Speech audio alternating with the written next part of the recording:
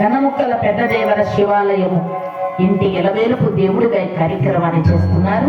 గ్రామ తాంబూలం సమర్పణ చేశారంటే ప్రప్రథమంగా అలాంటి మహానుభావులైనటువంటి మరి మమ్మల్ని ఇక్కడికి పిలిపించిన పెద్దలు మాన్యులు షణ్ముగ వర్మ గారికి, హరిప్రకాష్ వర్మ గారికి, అదేవిధంగా ప్రతి ఒక్కరికి కూడా ఇంటి దేవుడుగా ఈ కార్యక్రమాన్ని చేస్తున్నారు కాబట్టి ప్రతి ఒక్కరికి మా సహృదయపూర్వక నమస్సుమాంజలు సభక్తి పూర్వకంగా సమర్పణ చేస్తూ జగన్మాత పెదరులైనటువంటి పార్వతీ పరమేశ్వరులు మనలందరినీ కూడా కరుణించి కటాక్షించి అష్టైశ్వర్య భోగ భాగ్యములు ఆరోగ్యములిచ్చి అందరినీ కూడా సర్వదా కాపాడాలని చెప్పి పరమాత్మను కోరి ప్రార్థన చేస్తూ దయచేసి కథాగానంలోకి వెళ్ళిపోదామండి. అప్పుడే మఫ్లర్లు స్వెటర్లు అన్ని సర్దుతా ఉన్నారు. చిన్నోళ్ళ దగ్గర నుంచి పెద్దవాళ్ళ వరకు ఎవరికైనా చలే కదండి. దయచేసి కొంచెం ముందుకు రండి, ముందుకు వస్తే బాగుంటుంది. కాబట్టి ఇక్కడ భక్తులందరూ మహాతల్లులు చలి అనేది కూడా పక్కకు పెట్టేసి ఎంత చలినా పర్వాలేదండి వేళ కథ వినాలి అనే ఉద్దేశం చేత ఎంతో భక్తిగా వచ్చారు. అదే గొడుగుమానపల్లిలో ఉండే ప్రత్యేకత. నేను అప్పుడే వచ్చి చూసి అందరికంటే ముందుగానే వచ్చాను. అన్నయ్య గారు ఏమండి పరిస్థితి ఎవరన్నా అంటేమో మీరు ప్రారంభం చేస్తే వస్తారు, మా కొండంత బలం మా అన్నయ్య గారు మా మాట. సరే ప్రారంభం చేశాము, చక్కగా వచ్చారు. ఇదే విధంగా కథను పరిపూర్ణంగా విని ధరించాలని చెప్పి మనం గట్టిగా గోవిందనామం చేస్తూ కథలోకి వెళ్ళిపోదాం. ఎక్కువ ఆలస్యం లేదండి. ఏడు పట్టల వాడ వెంకటరమణ గోవింద. ఎంతసేపు ఉండండి, మాడవాళ్ళు ఏమి సిగ్గుపడతా ఉన్నట్టుంది. అదేలే అర్థమైంది. వస్తానంటే మా వదిలి గారు నీకు 4 వడలు పెట్టింది, ఆ వడలు అట్లా తిన్నావు, ఇప్పుడు మళ్ళీ మాటలే మాట అంటా ఉన్నావు. ఇదేమన్నా న్యాయమా?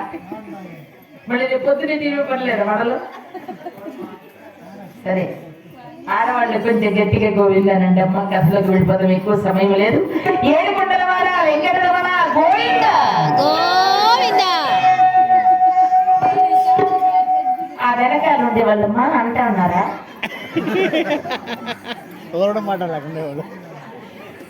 అంటా ఉన్నారా? అనకపోతే మాకేమీ అనుకుంటా ఉన్నారా? ఎవరు గోవింద అంటే వాళ్ళకి పుణ్యం. గోవింద అనకుండా బెల్లం కొట్టిన రాయిలాగా బిగుచుకొని ఉన్నాం అనుకోండి, అబ్బా మేము గోవింద అనలేమండి ఒక ఆవిడ అనకపోతే ఏమవుతుందని ఏంటంట. ఏమి లేదమ్మా, గోవింద గోవింద గోవింద అంటే అర్థం ఏమిటి తెలుసు? గోవు ఇంద, ఒక గోవును దానము చేసిన పుణ్యం కలుగుతుంది ఒకసారి గోవింద అంటే. అంతేకాదు మనము తెలియక చేసిన పాపాలు ఏమన్నా ఉండిలో వెళ్ళిపోతూ ఉంటాయి. ఆ పాపాలన్నీ కూడా పటాపంచలయ్యి అలా పాపాలు వెళ్ళిపోతూ ఉంటాయి కదా. ఎవరైతే గోవింద అనుకుంటా ఉంటారో వాళ్ళు ఎత్తిన పోయి కూర్చుంటాయి పాపాలన్నీ. కాబట్టి అడ్వాన్స్ లో పాపాలు వచ్చేస్తాయి. గట్టిగా గోవింద నామం చేయాలనేది. అందుకే గోవింద అంటూ ఉంటే భంజనం సర్వపాపానం అర్చనం పుణ్య సంపదం గర్జనం యమదూతానం రామ రామేతి స్మరణం అన్నారు. భగవన్ నామం చేస్తే ఏం జరుగుతుందండి అన్నారు? సర్వ పాపాలను హరింపజేసేస్తుంది భగవన్ నామం, గోవింద నామం. అంతేకాదు యమదూతలను దగ్గరకు రానివ్వకుండా చేస్తుంది గోవింద నామం. పుణ్యమనేటటువంటి తరుగని ధనము సంపాదించి పెడుతుంది గోవింద నామం.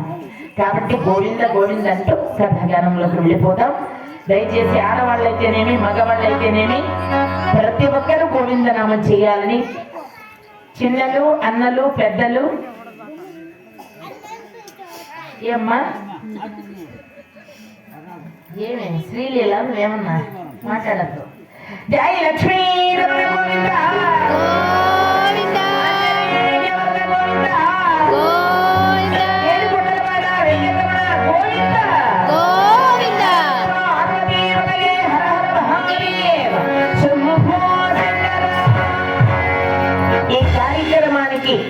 సహకారం అందిస్తున్నటువంటి ప్రతి ఒక్కరికి కూడా నా హృదయపూర్వక నమస్సుమాంజలు తెలియజేస్తూ మరి కార్యక్రమంలోకి ఈనాడు మన కార్తీక మాసం కాబట్టి భక్త మార్కండేయ అనేటటువంటి చరిత్ర చెప్పమని పెద్దలు సెలవిచ్చారు.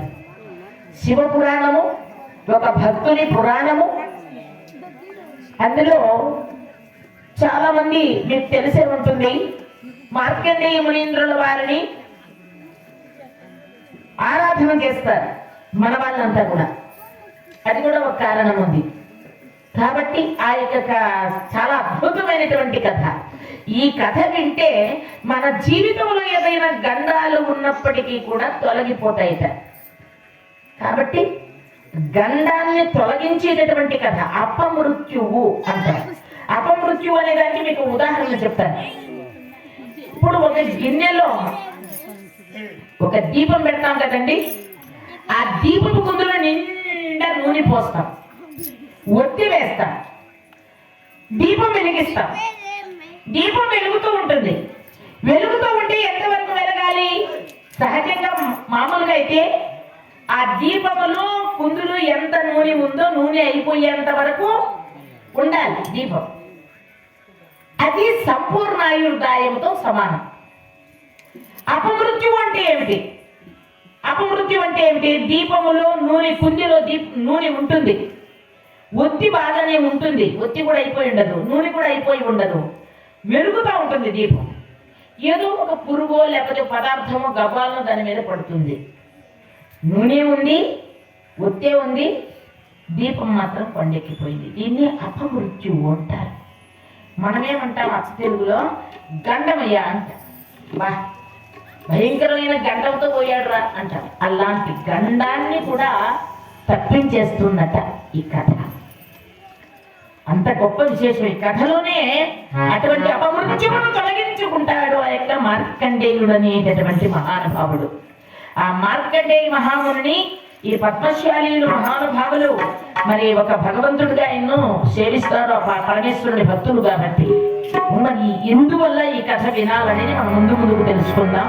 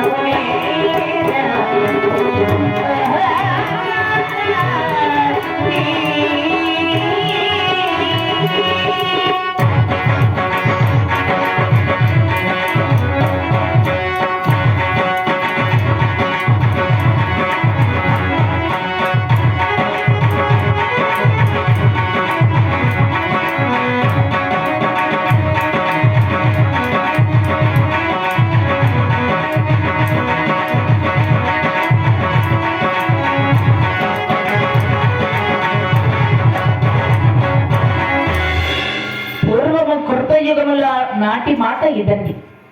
పూర్వము కృతయుగములో మృకండుడు అనేటటువంటి ఒక తేజస్యాలి అయిన మహర్షి ఉండేవాడు. ఆనాటి కాలములో ఆ యొక్క మహానుభావుడు మహాతపస్యాలి అయి ఎన్నో ఏండ్లు తపస్సు చేసినటువంటి గణుడు. అతని పేరులోనే సార్థకత ఉందండి. మృగాం కందయతి ఇది మృకండ. మృకండులోని పేరు ఎలా వచ్చింది అంటే, మృకండుడు అరణ్యములో తపస్సు చేసుకుంటూ శరీరాన్ని మరిచిపోయేవాడు, తపస్సులో లీనమైపోయేవాడు.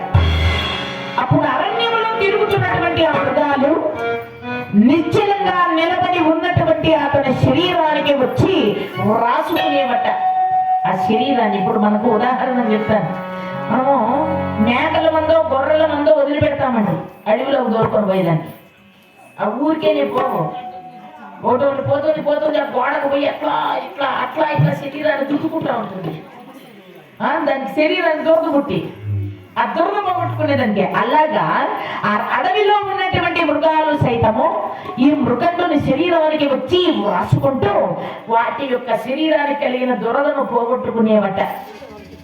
అందుకనే మృగాన్ని కన్నయ్య తీటి మృకండ, మృగముల కండోకి తీర్చినటువంటి వాడు కాబట్టి మృకండు అన్నారు. ఆయన పేరు మృకండ మునీంద్రుడు. అలా మృకండు ఎన్నో ఏళ్ళు తపస్సు చేశాడు, బ్రహ్మచర్య దీక్ష అవలంబించాడు, వేద ఎన్ని చేసినా గృహస్థుడు కావాలి కదా. వేదాలు చదివాడు, శాస్త్రాలు శోధించాడు, వేదంగాలు చదివాడు, పెద్దలందరూ ఆశీస్సులు అందుకున్నాడు, ఎన్నో ఏళ్ళు తపస్సు చేశాడు. ఇక పెద్దలంతా కొంతమంది పిలిపించి, ఆయన మృగండ నీవు వివాహవంతుడు కావాలి అంటే నువ్వు పెళ్లి చేసుకోవాలయ్యా. మానవ జీవితము ఎంతకాలము గడిచినా కూడా మగవాడు గృహస్థుడై సంతానానికి జన్మనిస్తే ఆ జన్మ సార్థకమవుతుంది. కాబట్టి నువ్వు పెళ్లి చేసుకోవాలి. మరి అమ్మాయి ఎక్కడ అని మేము చూస్తాము నాయన, మంచి అమ్మాయిని చూడాలి కదండి. పెద్దలైనా తల్లిదండ్రులైనా మంచి అమ్మాయి మా ఇంటి కోడలు రావాలని ఇంట్లో వాళ్ళు కోరుకుంటారు. మంచి భార్య నాకు రావాలని మగవాడు కోరుకుంటాడు. ఎందుకంటే సహధర్మచారిణి సరి అయిన వరమని అన్నారు. మంచి అమ్మాయి రావడం కూడా మగవాడి అదృష్టములో భాగమే అన్నారు. కాబట్టి మంచి అమ్మాయి రావాలంటే చిన్న ఉదాహరణ చెప్తారండి పెద్దల కాలంలో. పూర్వకాలంలో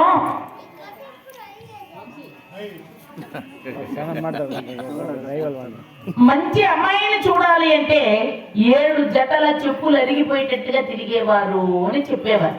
అంటే ఆ మాదిరిగా తిరిగేవాళ్ళు అన్నమాట. 7 జతల చెప్పులు అరిగిపోయేటట్టుగా తిరిగేవారు ఒక మంచి సంబంధం చూడాలంటే. ఇప్పుడు తల్లిదండ్రులకు కూడా తెలియకుండా పెళ్లి చేసేసుకుంటారు. ఎందుకంటే ఒక తల్లి తండ్రి వెళ్ళి ఒక అమ్మాయిని చూచారట, ఇంటికి వచ్చారట. మరే అబ్బాయి, అమ్మాయి బ్రహ్మాండంగా ఉందిరా, సౌందర్యవతి, గుణవతి, సౌశీల్యవతి, సద్గుణవతిరా అమ్మాయి, ఆ అమ్మాయి నువ్వు పెళ్లి చేసుకోవాలరా అన్నాడు వాళ్ళ తండ్రి. అంటే కొడుకు అన్నాడు, తండ్రి మీరు చూసిన అమ్మాయి సౌందర్యవతి, సౌశీల్యవతి, సద్గుణవతి, సౌభాగ్యవతి మాత్రమే, నేను చూసిండే అమ్మాయి గర్భవతి కూడా అన్నాను. కాబట్టి నేను చూసిండే అమ్మాయిని పెళ్లి చేసుకుంటానంటాడు వీడు. అందుకనే తల్లి తండ్రి ఎంత తాపత్రయపడినా మాట వినేటటువంటి బిడ్డలు కూడా ఉండాలి. చక్కని బిడ్డలు ఉన్నప్పుడు బాధ్యతగా చూసే తల్లిదండ్రి కూడా ఉండాలి. ఇక్కడ మృకండ మునీంద్రుల వారికి మంచి అమ్మాయి రావాలనే తాపత్రయముతో పెద్దలంతా చక్కగా తిరిగి ఒక మంచి సంబంధం తీసుకొచ్చారు. ఆ అమ్మాయి పేరు మరుద్వతి, మనస్విని అని కూడా అన్నారు. మరుద్వతి అనేటటువంటి ఆ పేరు చక్కనైనటువంటి పేరు కలిగిన అమ్మాయిని తీసుకొచ్చి మృకండ మునీంద్రుల వారికి వివాహం జరిపించారు. చక్కగా వివాహం అయింది. అన్యోన్య దాంపత్యముతో అలరాడుతున్నారు మృకండు మరుద్వతి. ఆ మరుద్వతి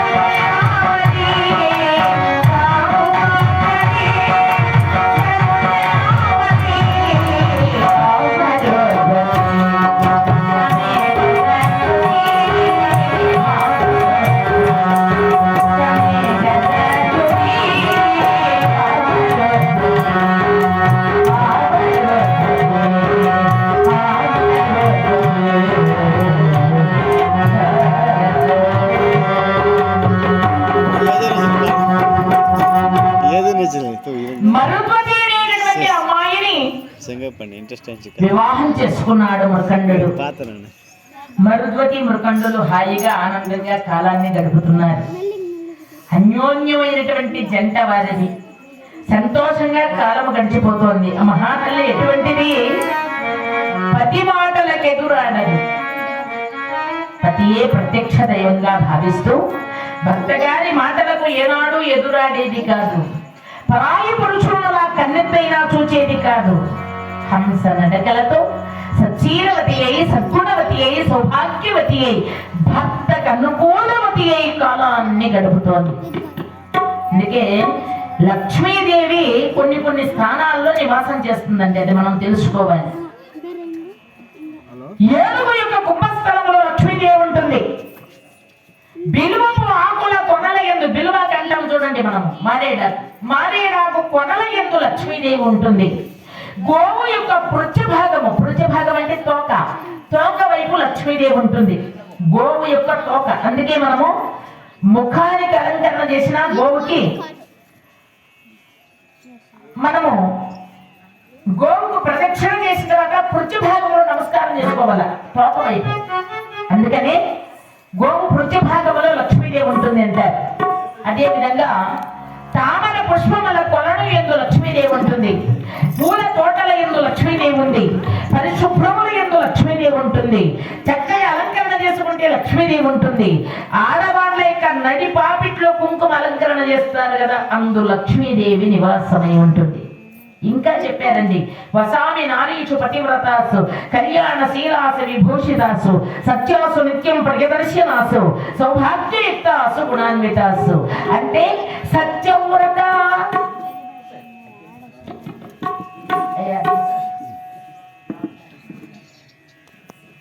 మా పెద్దలు రెడ్డి గారు మహానుభావులు, చక్కని సహృదయులు. ఆ దంపతులు పుణ్యమూర్తులు. వాళ్ళ బిడ్డలాగా చక్కగా ఆదరించారు, అభిమానించారు, ఆశీర్వదించారు. మహాభారతం చెప్పిన రోజులు కూడాను వారి ఆశీస్సులు ఎలాగా మాకు చక్కగా కలిగాయి. మీ అందరి అభిమానం మేము ఈనాడు కానీ ఏనాటికైనా మర్చిపోలేము. మాకు ఈ రోజు కూడా ఇంకా కూడా గుర్తుంది. మీ అందరి ఆడబిడ్డలాగా నన్ను చూశారు. మా పెద్దలు రెడ్డి గారికి, పెద్ద గారు, వారికి నా యొక్క ధన్యవాదాలు. మా అమ్మగారికి కూడా నా నమస్సుమాంజలు తెలియజేసుకుంటూ, ప్రతి ఒక్కరికి కూడా మన గొడుగుమానేపల్లిలో అంతే అభిమానంగా చూశారు. మరి మహానుభావులైనటువంటి పెద్దలందరికీ నా నమస్సుమాంజలు. అదేవిధంగా మా పెద్దలు షణ్ముగ వర్మ గారు, వారి సతీమణి గారు,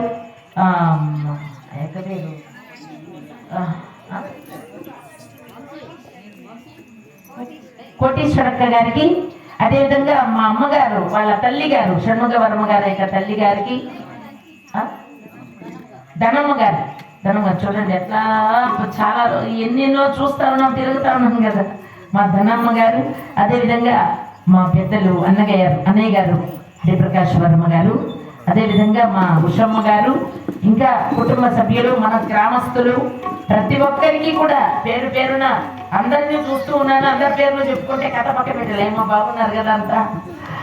కాబట్టి ఒక పలకరింపులో మనం ఈవేళ మీరు కులదేవుడుగా పరమాత్మని పరమశివుని కొలుస్తూ ఆ మహానుభావునికి కార్తీక మాసములో అత్యంత విశేషమైనటువంటి కార్యక్రమముగా ఇక్కడ పూజలు సరుపుతూ ఈ హరికథ గానం ఏర్పాటు చేశారు. ఈ కార్తీక మాసములో మనము పరమేశ్వరుని యొక్క లీలా వైభవము, భక్త మార్కండేయ అనేటటువంటి చరిత్ర మనము చెప్పుకుంటూ ఉన్నాం. ఈ సందర్భంలో కోరి ప్రార్థన చేస్తూ హరికథ గానంలోకి వెళ్ళిపోదాం. జై లక్ష్మీ రమణ.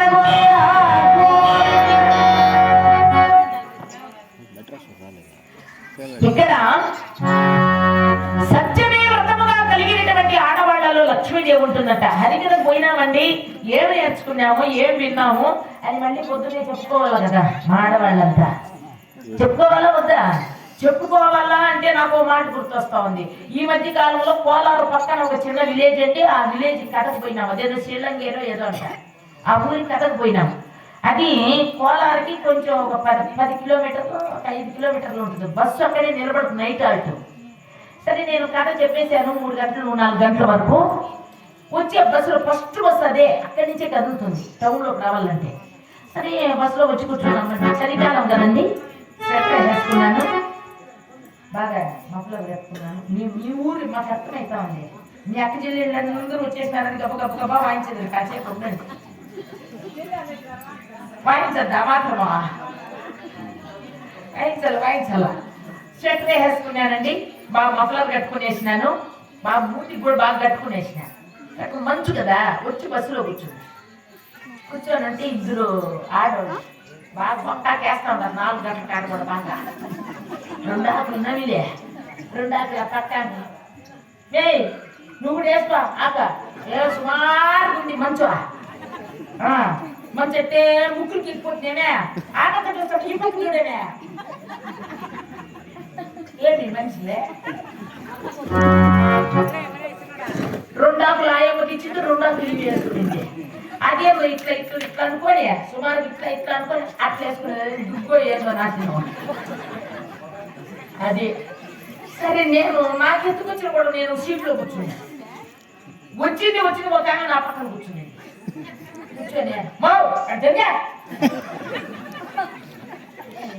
ఈ మాదిరి కలుస్తా ఉంది. మో ఏమి మరి మాట్లాడదా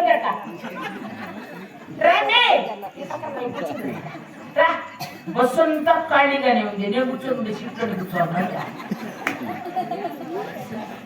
తెల్లే వాళ్ళకి మొత్తం అంతా కట్టేసిందే.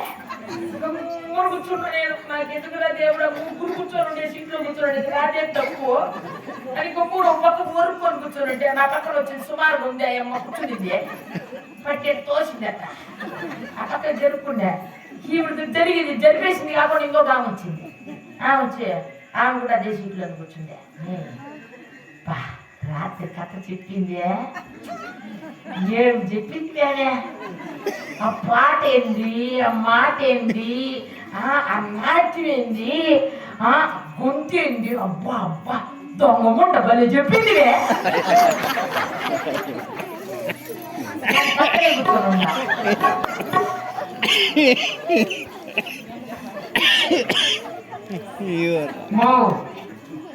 ఏమ్మా నీకు అంటా ఉండదు.